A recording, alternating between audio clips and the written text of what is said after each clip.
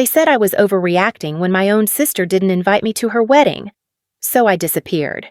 3 days later, they realized their mistake, but by then, it was too late. Hey everyone, I'm Emma, and this is the story of how one wedding invitation, or lack of one, changed everything in my family. If you've ever felt invisible in your own family, you'll understand this. Hit that subscribe button if you want to see how this ends, because trust me, the best part is still coming. I was 18 when Dad died. Heart attack at 47, gone before the ambulance even arrived. I remember standing in our kitchen watching Mom collapse into a chair and looking at my little sister Madison. She was 13, braces still on, crying into her hands. Someone had to hold things together. That someone became me. I'd gotten into UCLA, full ride for computer science. My bags were literally packed in my bedroom, ready to move into the dorms in 2 weeks. I unpacked them that night after the funeral. Mom couldn't work. She was a mess, understandably. Panic attacks, couldn't get out of bed most days. The life insurance barely covered the mortgage. Someone needed to work. Someone needed to pay bills. Someone needed to make sure Madison still got to go to her art classes, still had lunch money, still felt like her life wasn't completely falling apart. I took a job at a call center, then added weekend shifts at Target, then started doing freelance web design at night after everyone went to bed. I told myself it was temporary, just until Mom got back on her feet, just until we were stable again. 10 years later, I was still telling myself that. Madison flourished, though. That's what I told myself made it worth it. She got into that expensive arts magnet high school she'd been dreaming about. I paid the fees. She needed supplies for her portfolio. I bought them. She wanted to take a summer intensive in New York. I picked up extra shifts for 3 months straight. When she got accepted to the Rhode Island School of Design, I was the one who figured out how to make the tuition work. Loans in my name. A third job doing weekend catering. I was so tired I'd sometimes fall asleep on the bus ride home and miss my stop. But Madison was happy. Madison was thriving, and I convinced myself that was enough. I lived in the converted garage. It was supposed to be temporary when I was 18, just until I figured things out. It became permanent. Madison had the bigger bedroom upstairs with the good lighting for her art. That made sense. She needed it for her work. I had a twin bed, a desk I'd found on Craigslist, and a space heater that barely worked in winter. The garage door didn't seal right, so I could hear everything happening in the house. Every laugh, every conversation, every moment of the life I'd stopped living to make sure they could keep living theirs. I'd dated someone once, really dated. His name was Chris, and he was kind and patient and asked me to marry him when I was 24. I said yes, but then Madison's sophomore year tuition was due, and Mom needed help with property taxes, and there was never enough money, never enough time. Chris started to understand that I'd always choose them over us. He left. I didn't blame him. Sometimes I missed him so much it felt like a physical ache, but I told myself it was fine. Madison needed me more than I needed a wedding of my own. My 20s disappeared into spreadsheets and shift work and making sure everyone else got what they needed. I turned 28 last March. Madison sent me a text. "Happy B-Day, sis." That was it. No card, no call. She was busy with her senior thesis. I understood. I always understood. Then she met Alex. Madison started dating him in the fall of her senior year. He owned 3 art galleries in Boston and New York. His family had money, the kind of money where they didn't think about prices at restaurants. He was 30, successful, sophisticated.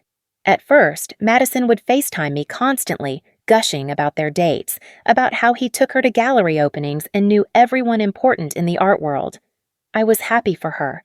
Genuinely happy. But things started shifting. She came home for Christmas that year, and something was different. She looked around our house, the same house she'd grown up in, the house I'd helped keep, like she was seeing it for the first time. And not in a good way. The sagging couch Mom refused to replace, the outdated kitchen, my converted garage with its peeling paint.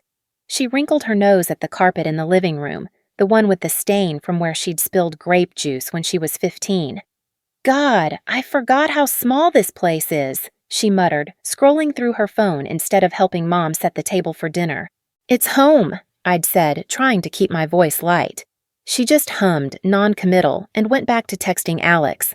After graduation, Madison moved to Boston to be closer to him. She got a job at one of his galleries, started posting photos on Instagram of gallery parties, fancy restaurants, charity galas. She looked beautiful and confident and happy. I tried not to notice that she called less and less, that when I did call her, she'd answer, but always had to go after a few minutes. Always busy. Always something more important. When she brought Alex home to meet us last April, I saw it clearly. The way she tensed when Alex looked around our modest living room. The way she steered him quickly past my garage conversion. The way she introduced me, "This is my sister Emma, she does, tech stuff." Like she couldn't quite explain what I did because what I did was work 3 jobs that weren't impressive enough to mention. Alex was nice enough, polite, but I caught Madison whispering to him in the kitchen, "Just a few more hours, then we can leave." Like being in her childhood home was an obligation she couldn't wait to escape. Mom didn't notice. Or maybe she did and chose not to see it. She was so proud of Madison. "My daughter, the artist," she'd tell anyone who'd listen. "Dating a gallery owner, can you imagine?" I could imagine. I'd made it possible. A year into their relationship, Madison called me. Actually called, not just texted. "Emma! Oh my God, Emma, he proposed!" She was screaming, crying, laughing all at once. "We're getting married, can you believe it? Next June, we're thinking. Oh, this is happening." "That's amazing," I'd said, and meant it. "I'm so happy for you, Mads." "You're going to be my maid of honor, obviously," she'd gushed. "I can't do this without my big sister. You've always been there for everything. This is going to be perfect." I'd hung up feeling something I hadn't felt in years. Seen, important, like maybe all those years of sacrifice meant I'd still have a place in her life, in her big moments. That feeling lasted about 3 months. It was January when I first noticed something was off. Madison posted about wedding planning constantly, venue visits, dress shopping, cake tastings, but she never invited me to any of it. "Oh, it was last minute," she'd say when I asked. "You were working anyway." Or, "It was just Mom and me, no big deal." Then I stopped hearing about it altogether. She'd post photos with her bridesmaids, girls I'd never met, friends from RISD and from Alex's social circle, and I wasn't in them. When I asked about bridesmaid dress shopping, she got vague. "We're still figuring that out. I'll let you know." One Tuesday in February, I was scrolling Instagram during my lunch break at work, and there it was, Madison's post. A beautiful photo of her and Mom at some fancy bridal shop, both of them holding champagne glasses. The caption, "Wedding planning with Mom, 6 months to go." 6 months, June 15th, based on what she'd told me when they got engaged. I hadn't received an invitation, hadn't heard about a bridal shower, hadn't gotten any information about anything. My hands were shaking when I called Mom that night. "Oh, honey," Mom said when I asked about it, her voice taking on that careful tone she used when she didn't want to deal with conflict. "Madison wanted to tell you herself. She's planning something small, just intimate friends and important guests. I'm her sister." "I know, sweetie, but the venue only holds 100 people and Alex's family has so many business connections. It's not personal. You understand, right? You've always been so understanding." There it was. That phrase I'd heard my entire adult life. So understanding. Translation: don't make waves, don't ask for anything. Just accept it. She said I'd be her maid of honor. Mom sighed. "Things changed, Emma. Wedding planning is stressful. Madison needs to focus on making a good impression with Alex's family. They're very prominent people. She chose friends who fit better with that crowd. Friends who fit better."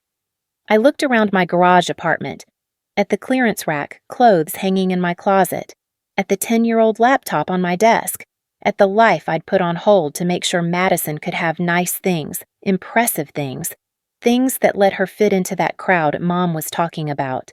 "I see," I said quietly. "You're not upset, are you? You're exaggerating. It's just a wedding. There will be other family events. Don't make this difficult for her." Just a wedding. Don't make this difficult. I said goodbye and hung up. Then I sat on my twin bed in my garage apartment and stared at the wall for a long time. Over the next few weeks, I watched Madison's life unfold on social media. Bridal shower photos, bachelorette weekend in Miami, registry completion announcements, save the dates going out. She tagged everyone. Mom, her bridesmaids, Alex's sisters, even some cousins I hadn't seen in years. Not me. I didn't say anything. What was there to say? She'd made her choice clear. I just hadn't wanted to see it. Then, 2 months before the wedding, an email arrived. Not a phone call, not even a text. An email. Hey sis, I know this is awkward, but Mom told you about the wedding size, right? I really hope you understand. The venue has strict capacity limits, and Alex's family has a lot of important guests. Plus, I think you'd feel uncomfortable with that crowd anyway. It's going to be pretty fancy and formal, not really your scene. Maybe we can do dinner after the honeymoon? Love you. I read it 3 times. Each time the words got sharper. Not really your scene. Because I worked retail and call centers. Because I didn't have fancy gallery friends. Because I'd spent my 20s making sure she could go to REISD while I stayed in our hometown, working jobs that weren't impressive enough to mention at her wedding. I opened my texts and found the message from 5 years ago. Madison, drunk at some college party, sending me a long, rambling text about how she couldn't wait to get married someday, and how I'd be her maid of honor, and how we'd do the whole thing together, sisters forever. Sisters forever, apparently, had an expiration date. I looked at my bank account. The call center paid $42,000 a year. Target added another 15 on weekends. Web design brought in maybe 10 more if I was lucky. After bills, after helping Mom with the mortgage when she came up short, after the student loan payments for Madison's education that were in my name, I had about $800 in savings. I opened a new browser tab and looked at flights. New Zealand had been on my list since I was 16. Dad and I used to watch travel shows together, and he'd always say, "One day, Em, we'll go there. Just you and me, the mountains, the hiking, the adventure." We never got the chance. One-way ticket to Auckland. Departing June 10th, $1,200. I had one credit card I'd kept clear for emergencies. This qualified. I booked it. Then I opened my laptop and started typing. Email to my call center supervisor. 2 weeks' notice. Email to Target. Same thing. Message to my web design clients. Taking an indefinite hiatus. Email to my roommate from college who'd been looking for a place in my area. Sublet offer for my garage apartment. Cheap rent. Available June 1st. I didn't tell anyone. Not Mom, not Madison. Not even my best friend Jenna, though I felt guilty about that one. I just started dismantling my life, piece by piece, and nobody noticed. I worked my shifts, came home, packed a little bit each day. 1 suitcase. Just the essentials. On June 5th, 10 days before Madison's wedding, I was scrolling through my phone one last time before I started disconnecting from everything. Madison had posted another update. The final seating chart was done. A photo of her and the wedding planner reviewing tables, both of them holding clipboards and laughing. I zoomed in on the chart visible in the background. I could just make out the names. Table 1, Alex's parents. Table 2, Madison's college friends. Table 3, Alex's business partners. I scrolled through every visible table. My name wasn't there. Of course it wasn't. I wasn't invited. But seeing the physical proof, that seating chart with dozens of names, none of them mine, something broke open inside me. Not anger, just clarity. Cold, clear, absolute clarity. I wasn't exaggerating. This wasn't just a wedding. This was my little sister, the one I'd raised more than Mom had, the one I'd sacrificed everything for, telling me I wasn't good enough to be part of her new life. I could stay and accept it. Show up at the house that day, maybe catch a glimpse of her leaving in her dress, wave from the doorway like the good, understanding sister I'd always been. Wait for her to decide I was worth her time again. Keep working my 3 jobs, living in my garage, being invisible. Or I could leave. On June 10th at 5 in the morning, I loaded my suitcase into my 15-year-old Honda and drove to LAX. The airport was quiet, pre-dawn travelers moving through security in a tired daze. I checked my bag, got my boarding pass, and sat at the gate watching the sky lighten outside the windows. My phone was still on. I opened Instagram one last time and posted a photo of my boarding pass to my story. Just the barcode blurred out, destination visible. Auckland, New Zealand. Caption: New chapter. No tags, no explanation, no goodbye. Then I turned my phone to airplane mode, powered it down completely, and dropped it into my backpack. An hour later, I was in my seat, watching Los Angeles disappear beneath the clouds. 13 hours to Auckland, then a connection to Queenstown. Then whatever came next. I didn't feel angry. I didn't feel vindictive. I just felt free. The flight attendant came by with drinks. I ordered a ginger ale and looked out the window at the endless Pacific below. Somewhere back there, Madison was probably having a dress fitting or a final venue walkthrough. Mom was probably fussing over some detail. In 5 days, they'd have their perfect wedding with their perfect guests. And I'd be on the other side of the world, finally living the life I'd put on hold for a decade. I pulled out my journal, an impulse buy at the airport bookstore, and started writing. Not about them, about me, about what I wanted, where I'd go, who I might become in a place where nobody knew me as the sister who'd sacrificed everything or the daughter who was always so understanding. The woman next to me glanced over. First time to New Zealand? First time anywhere, really, I admitted. She smiled. Best decision I ever made was buying a one-way ticket. Changed my whole life. That's what I'm hoping for. We talked a bit. She was from Wellington, heading home after visiting her daughter in California. She told me about her favorite hikes, best hostels, hidden beaches tourists never found. Wrote down recommendations on a napkin. Don't come back too soon, she said as we started our descent into Auckland. Give yourself time to figure out who you are when nobody else is watching. I landed in Auckland on June 11th. Through customs, grabbed my bag, caught the connection to Queenstown. By the time I got to the hostel I'd booked, a place called the Adventure Lodge with mountain views and bunk beds and a kitchen where travelers cooked communal meals, it was June 12th, 3 days until Madison's wedding. I still hadn't turned on my phone. The hostel manager, a guy named Tom with sun-bleached hair and a thick Kiwi accent, showed me to my bunk. You here for adventure or escape? He asked. Both, I said. Good answer. Weather's perfect for hiking tomorrow. Group's heading to Milford Track if you want to join. I'm in. That night, I sat in the hostel common room with a group of travelers from 6 different countries. We drank cheap wine and played cards and talked about why we'd all ended up here. A German guy named Klaus was recovering from a divorce. An Australian girl named Sophie was on a gap year before med school. A Canadian couple, Maya and Josh, were celebrating their retirement. Nobody asked me to explain myself beyond needed a change. Nobody knew anything about Madison or Mom or the 10 years I'd spent being invisible. I was just Emma, American, here for the mountains. For the first time in a decade, that was enough. On June 13th, I hiked Milford Track with the group, 14 miles through rainforest and alpine meadows, waterfalls cascading down cliffs, peaks disappearing into clouds. My legs ached, my lungs burned. I'd never felt so alive. That night, exhausted and happy, I finally turned on my phone. 47 missed calls from Mom, 23 from Madison, 15 from various relatives, 137 text messages. My voicemail was full. I scrolled through some of the texts. Mom, Emma, where are you? Call me immediately. Madison, what the hell, sis? Where did you go? Mom again, this is ridiculous, Emma. Madison is getting married in 2 days and you've disappeared? People are asking where you are. Madison, I saw your story. New Zealand? Right before my wedding? Are you serious right now? More from Mom. The wedding planner needs final headcount numbers. Are you coming or not? I stared at that last one. The wedding planner needs numbers, not we miss you.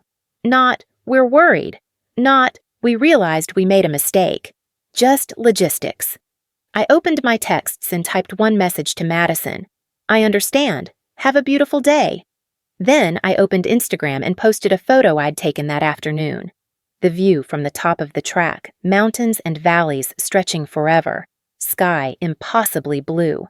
Caption: sometimes you need distance to see clearly. I turned the phone back off and went to sleep.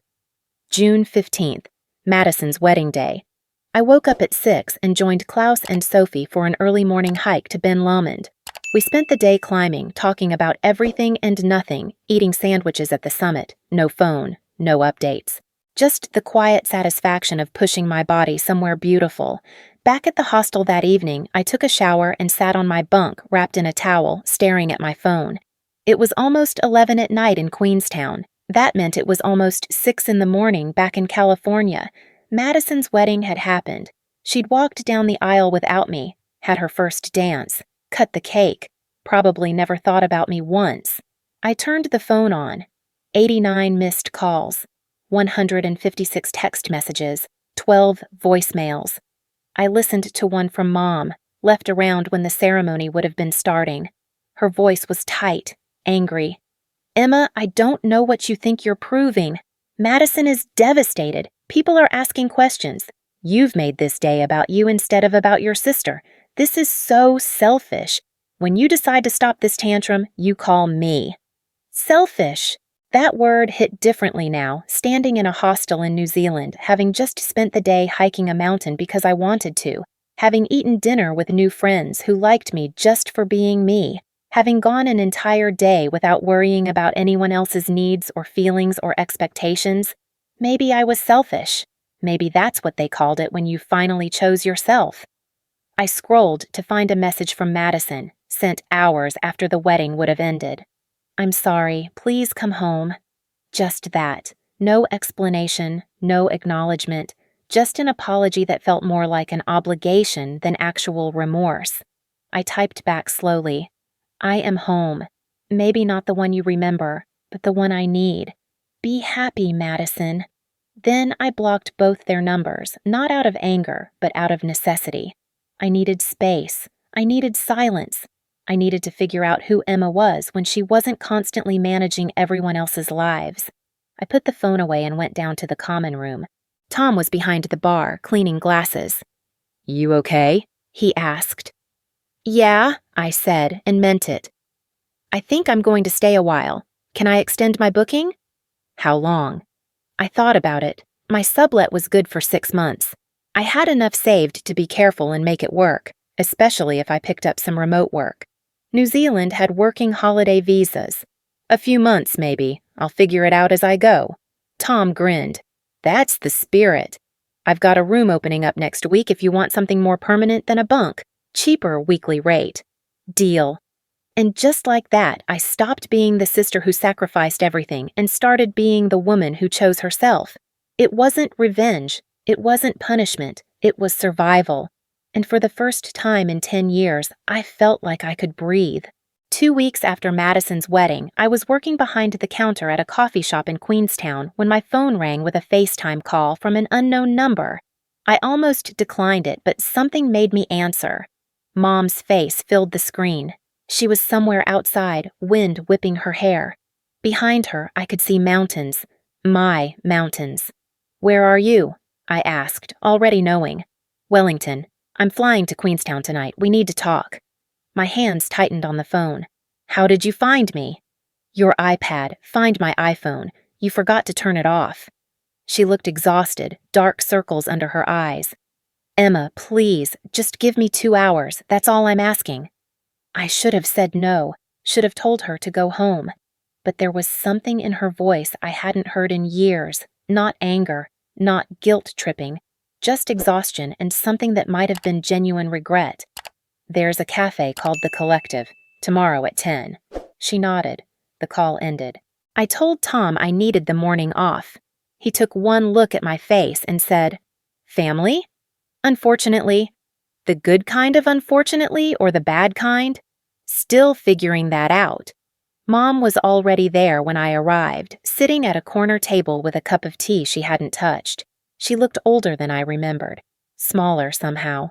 She stood when she saw me, and for a second, I thought she might try to hug me. She didn't. "You look good," she said instead.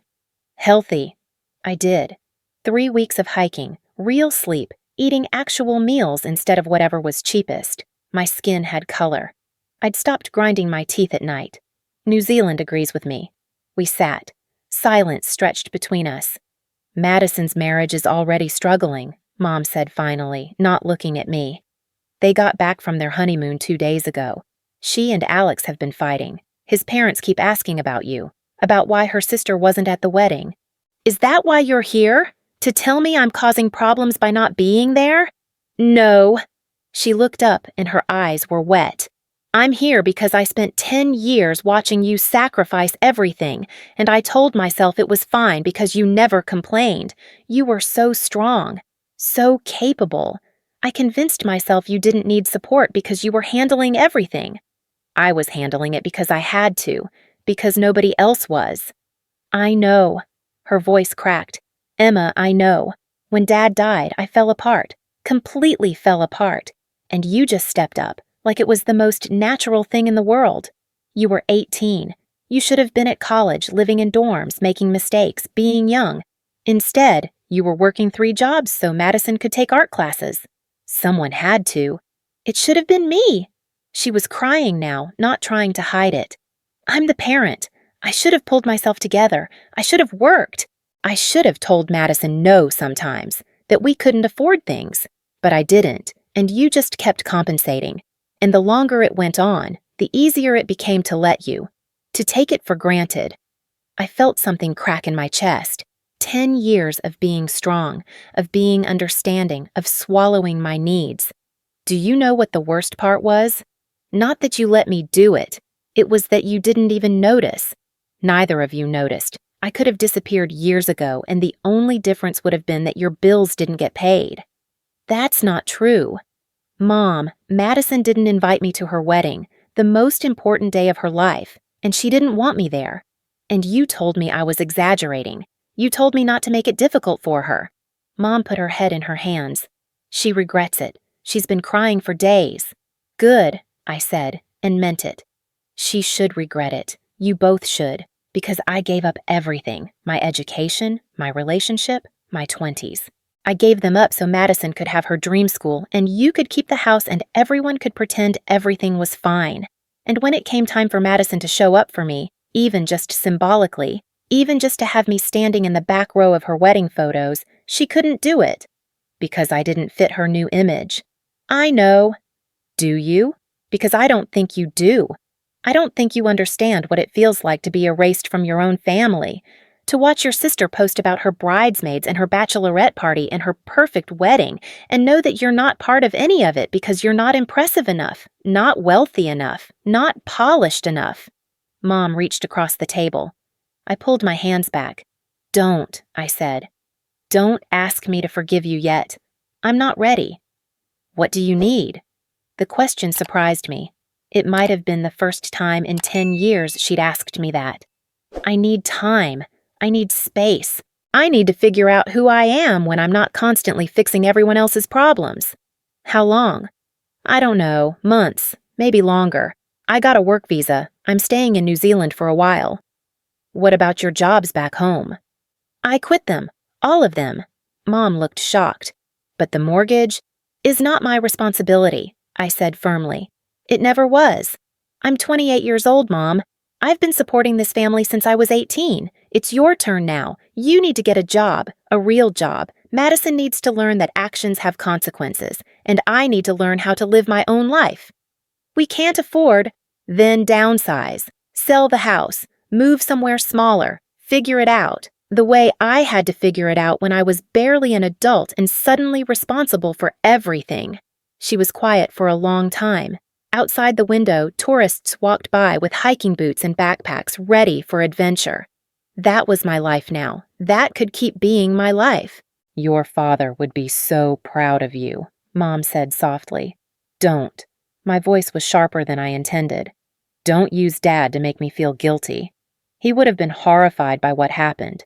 He would have made sure I went to UCLA. He would have told Madison that entitlement doesn't look good on anyone. You're right. He would have. She pulled a tissue from her purse, wiped her eyes. I failed you. As a mother, I completely failed you. I was so lost in my own grief that I let you parent yourself and your sister. I took advantage of your kindness, and I don't know how to fix it. You can't fix it, I said. It's already done. Those years are gone. I can't get them back. But what you can do is stop expecting me to keep giving. Stop calling me selfish when I finally choose myself. Stop telling Madison that I'm overreacting when I set boundaries. I went to therapy, she said suddenly, after the wedding, after you left. Madison was such a wreck, and I realized I had no idea how to help her because I'd spent years letting you do all the emotional labor. I didn't know how to be a mother anymore. Maybe I never did. So I found a therapist. I've had 3 sessions so far. That's good. Keep going. She asked me to write you a letter. I have it here. Mom pulled an envelope from her bag, worn like she'd been carrying it for days. I don't expect you to read it now, or ever if you don't want to. But I want you to have it. It's everything I should have said years ago. I took the envelope but didn't open it. I'll think about it. That's all I can ask. She stood, hesitated. Can I hug you? I stood too. Let her hug me. It felt strange and too little and too late, but also like something that needed to happen. When she pulled back, she was crying again. I love you, she said. I know I didn't show it well. I know I let you down, but I do love you. I know, I said, and I did. Love had never been the problem. It was respect. It was seeing me as a person instead of just a resource. Mom left that afternoon. I watched her go, then walked back to my hostel with the letter in my pocket. I didn't read it for 3 days. When I finally did, late at night in my small room with the window open to mountain air, I cried. It wasn't an excuse or a justification. It was just honesty about her grief, her failures, her regrets, about watching me grow up too fast and telling herself it was fine because I seemed okay. I wrote back eventually, not forgiving, not reconciling, just acknowledging, telling her about therapy I'd started with a counselor in Queenstown who specialized in family trauma, telling her about the boundaries I was setting. Weekly texts, nothing more. No expectations, no demands. 1 month after the wedding, Madison video called. I'd unblocked her number but hadn't reached out. When her face appeared on screen, she looked terrible. Puffy eyes, no makeup, hair in a messy bun. Hi, she said, her voice small. Hi. I've been trying to figure out what to say for weeks. I've written and deleted like 50 messages. Okay. Can I just talk? And you don't have to respond, you can just listen. But I need to say this or I'm going to lose my mind. I nodded. She took a shaky breath. The wedding was beautiful. Everything I'd planned. Perfect venue, perfect flowers, perfect dress. And the whole time, all I could think about was that you weren't there.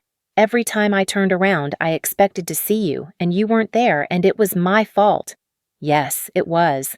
People kept asking. Alex's parents, the cousins, even some of my friends. Where's your sister? And I had to keep saying you couldn't make it. You had a work commitment, and I could see in their faces that they knew I was lying, that they knew something was wrong. What did Alex think? She laughed bitterly. Alex.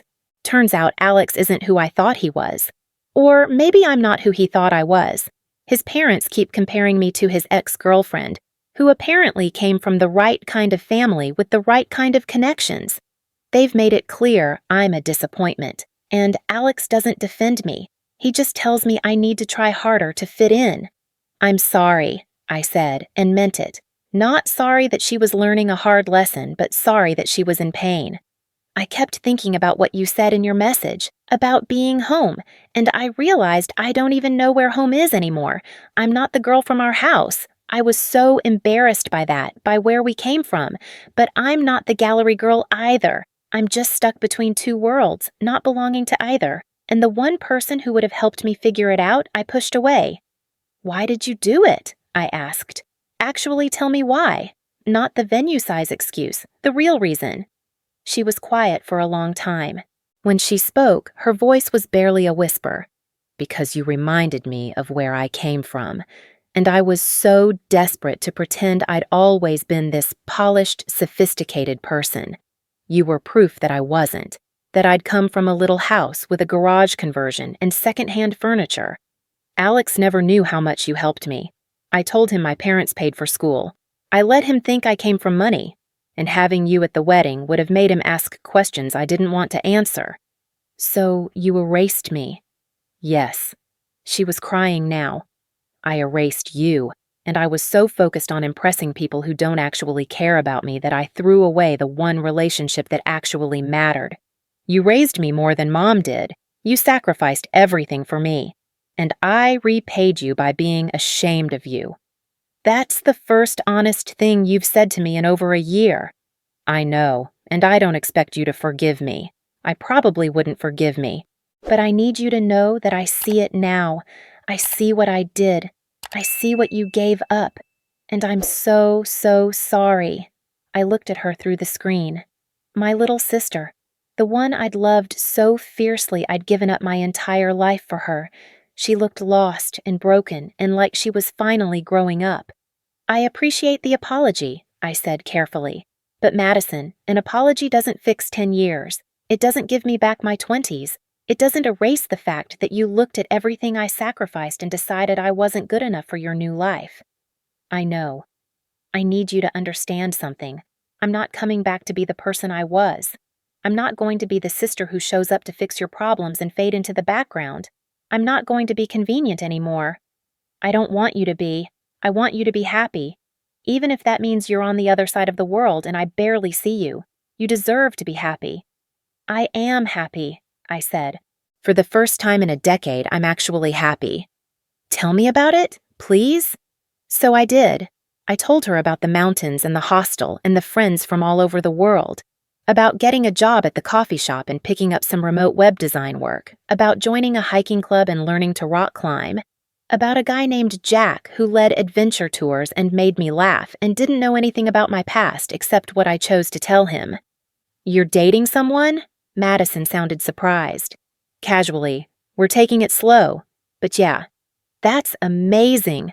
You never dated after Chris. I never had time. I was too busy making sure you could date. She flinched. Fair. I'm not trying to hurt you. I'm just being honest. That's what I need now. Honesty. No more pretending things are fine when they're not. I can do honest. I'm pregnant. I blinked. What? I'm 6 weeks pregnant. I just found out yesterday. I haven't even told Alex yet. I'm terrified. Congratulations? I don't know if it is. Alex and I are barely speaking. His family hates me. I don't have any real friends here. The gallery crowd disappeared as soon as the wedding was over. And I'm about to have a baby, and all I can think is that I want my sister. I want you. My heart twisted. Madison. I'm not asking you to come back. I know I don't have the right, but I need you to know that when this baby is born, I want them to know about you, about Aunt Emma who lives in New Zealand and has amazing adventures. I want to tell them about how you gave up everything for me. I want them to know what real love looks like, not the performative kind I was chasing. You want me to be the baby's godmother? I asked, remembering from my outline. Only if you want to be. No pressure, no expectations. Just an open invitation to be in my life and my kid's life, on your terms. I thought about it. A niece or nephew. A baby who didn't know anything about the past, about sacrifices and resentments. A chance to be an aunt without being a parent. On my terms. I'll think about it, I said. But Madison, here's the deal. If I say yes, it means you need to show that baby what healthy relationships look like. You need to stand up to Alex and his family. You need to teach your kid that family is about respect, not obligation. Can you do that? I don't know, but I want to learn. I'm going to therapy too, starting next week. Good. Keep me updated. Send me ultrasound photos if you want. But understand that I'm not rushing back. I'm building a life here, a real life, and that comes first now. I understand. And Emma, thank you for even listening, for not hanging up on me. We're not okay yet, I said. It's going to take time, maybe years, but I'm willing to try if you are. I am. I promise I am. We talked for another hour. Really talked, maybe for the first time since she was a teenager. About her fears about motherhood, about my adventures in Queenstown, about the fact that she was realizing Alex might not be the right person for her long term, about the fact that she'd been so focused on marrying up that she'd forgotten to marry someone who actually respected her. When we hung up, I felt lighter.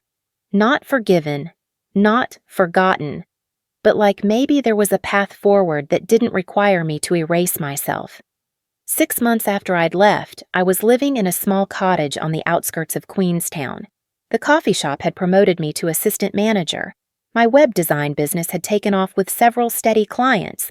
Jack and I were still dating, taking things slow but steady. He knew my story now, all of it, and never once made me feel guilty for choosing myself. Mom and I texted every week, short updates, nothing heavy. She'd gotten a job as an office manager at a dental practice, had sold the house and moved into a smaller apartment, was still in therapy. We weren't close, but we were honest. That felt like progress. Madison had separated from Alex. His family's reaction to the pregnancy, disappointment that she'd trapped their son, suggestions she wasn't fit to be in their family, had been the final straw. She'd moved back to California, living with Mom temporarily while she figured things out. We video called every few weeks. She was showing now, starting to look pregnant. She seemed different, quieter, more thoughtful. "I was thinking about names," she said one night. "If it's a girl, I want to name her Emmeline, Emmy for short." "After you," I cried. "You don't have to do that." "I want to. I want her to have a strong name, a name that reminds me every day what real strength looks like." "What if it's a boy?" "David, after Dad. He deserved to be remembered better than how we honored his memory. I think he'd like that." 1 year after I'd left, I flew back to California, not permanently, just for 2 weeks. Madison's baby was due any day, and despite everything, I wanted to be there. Wanted to meet my niece or nephew, wanted to see if we could build something new from the ruins of what we'd been. Mom picked me up from the airport. We hugged, and this time it felt more real. She looked good, healthier, lighter. "You look happy," she said. "I am." "Are you coming back, to California?" "No, this is just a visit. New Zealand is home now." She nodded, and I saw acceptance instead of guilt. "I'm glad you found it." Madison went into labor 3 days after I arrived. I was there in the delivery room, holding her hand, watching her become a mother. When the baby was born, a girl, screaming and perfect, Madison looked at me with tears streaming down her face. "Emmy," she whispered, "meet your Aunt Emma." I held my niece for the first time and felt something I hadn't expected. Not obligation, not burden, just love. Pure, uncomplicated love for this tiny person who didn't need me to sacrifice anything, who just needed me to show up when I could and be present when I was there. "Hey, Emmy," I said softly. "I'm your aunt. I live far away, but I'm going to send you postcards from all my adventures, and when you're old enough, maybe you can come visit me in New Zealand. I'll teach you to hike." Madison reached out, took my hand. "Thank you for being here." "I'll always be here for her," I said, "on my terms, but I'll be here." Over the next 2 weeks, I helped where I could, not taking over, not managing everything like I used to, just being an aunt and a sister, making coffee runs, holding the baby so Madison could shower, sitting with her at 3 in the morning when Emmy wouldn't sleep and Madison was crying from exhaustion and fear. "I don't know how you did it," Madison said one of those nights. "Took care of me when you were barely older than I am now. I can barely handle this with help." "I did it because I had to, because I loved you. But Madison, you don't have to do it alone. That was the mistake we all made, thinking you had to be completely self-sufficient or completely dependent. There's a middle ground. Let Mom help, let friends help, but also stand on your own 2 feet. "Are we going to be okay?" she asked. "You and me?" I thought about it. About 10 years of sacrifice. About the wedding that happened without me. About the sister who'd been ashamed of me and the sister sitting here now, vulnerable and scared and trying. "I think so," I said. "Not the way we were before. That's gone. But maybe something better, something more honest. I'd like that." On my last day in California, I visited Dad's grave. I hadn't been there in years. Sat in the grass next to his headstone and talked to him like I used to when I was younger.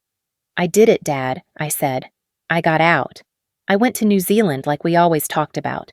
I know it was supposed to be us, but I think you'd understand. I think you'd be proud that I finally chose myself." The wind rustled through the trees. Birds sang. The sun was warm on my face. Madison has a baby now, Emmy. You're a grandfather. She's going to be okay, I think. She's learning, and Mom is trying. They're all trying. I'm letting them, but on my terms now. I hope that's okay. I stood, put my hand on the headstone. I love you. I miss you. But I'm not sacrificing anymore. I'm living now, the way you would have wanted me to. At the airport, Madison and Mom came to see me off. Emmy was asleep in her carrier, tiny and peaceful. Madison hugged me tight. Come back soon? In a few months. You can video call anytime. I mean it. I will. And Emma? I know I said it before, but I need to say it again. I'm sorry for all of it.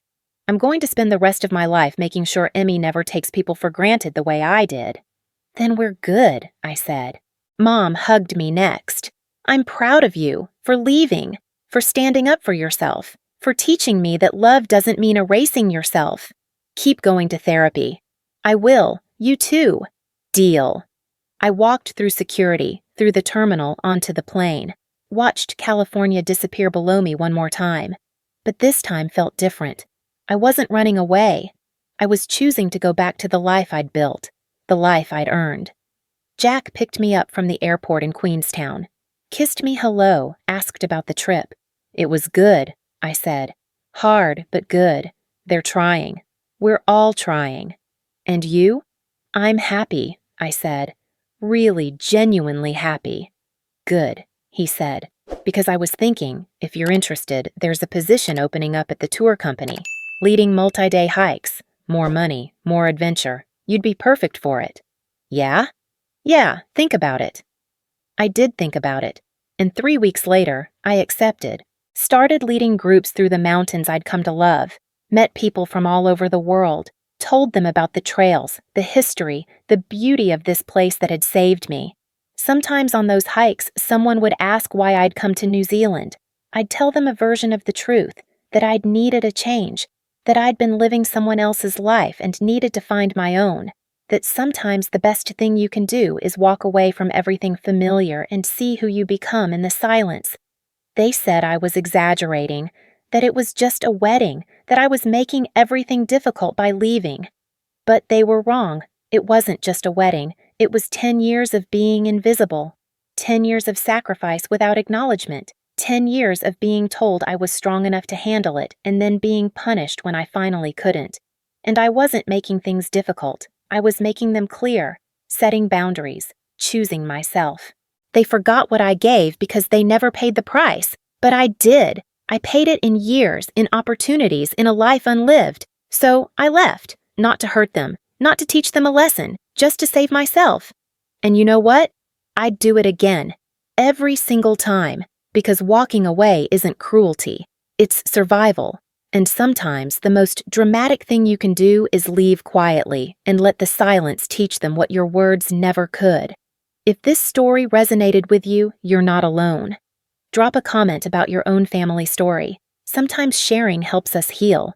And subscribe, because next week I'm telling you about the time I set boundaries with my toxic boss using lessons from that New Zealand trip. You won't want to miss it.